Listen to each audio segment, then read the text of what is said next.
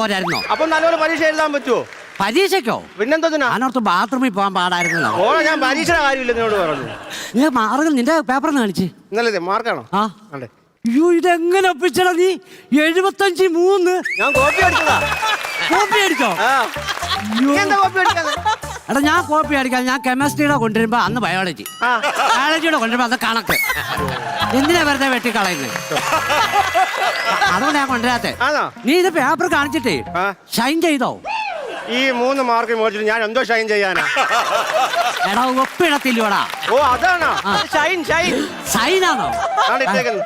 പക്ഷെ മാർക്ക് കുറവായത് കൊണ്ടാണ് ഈ ഷൂ എഴുതി വെച്ചേക്കുന്നത്. അല്ല, എന്റെ അമ്മയുടെ ഒപ്പം അതാടാ. നിന്റെ അച്ഛന്റെ ഒപ്പം ഒപ്പോട്ടെ. ഇത് നല്ല പഴുതാര പോന്ന പോലെ ഇരിക്കും. ഞങ്ങൾ അച്ഛനിട്ടു സൂപ്പർ ഒപ്പടാ. അവിടെ ഇത് കൊണ്ടുപോയി നിന്റെ അച്ഛൻ ഒപ്പിട്ട് മേടിച്ചോണ്ട് പോരാ. അവിടെ ഇതിനകത്തോ? സാർ സമ്മതിക്കത്തില്ലടാ. സൂപ്പർ ഒപ്പടാ അത്. ഇല്ല, ഞങ്ങളുടെ അച്ഛൻ അങ്ങനെ ചെയ്തിട്ടില്ല. നിങ്ങളുടെ അച്ഛൻ ഒന്ന്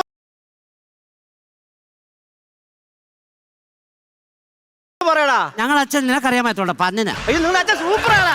അല്ലെന്ന് പറഞ്ഞില്ലേ? Good morning sir.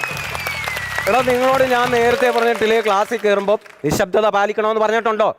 എവിടെ കേൾക്കാ ഇത്? പറഞ്ഞതുപോലെ ടൂറിന് പോയ കുട്ടികളും അധ്യാപകരും എല്ലാം ഇന്നെത്തും. 5 ദിവസം കഴിഞ്ഞ് എത്തുക. ഇത് യൂണിഫോം എന്തോ ചെയ്യുന്നത്? ഇന്ന് ബുധനാഴ്ചയല്ലേ? വേറെ യൂണിഫോം അല്ലേ? പറഞ്ഞ പോലെ ബുധനാഴ്ച ആയിരുന്നല്ലേ, ഞാനതങ്ങ് മറന്നുപോയി. അപ്പൊ നമുക്കേ അങ്ങോട്ട് എടുക്കാം. 5 വിഷയം കൊണ്ടാണോ വന്നേക്കുന്നേ?